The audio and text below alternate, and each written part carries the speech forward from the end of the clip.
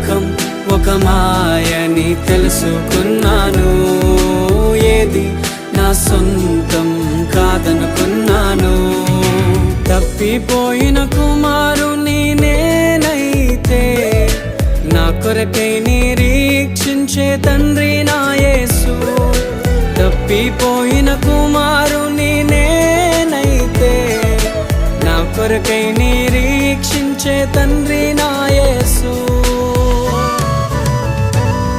ఈ లోకమంతా నేను వెతకినా నాకు లేదయ్యా ఎక్కడా ఆనందం.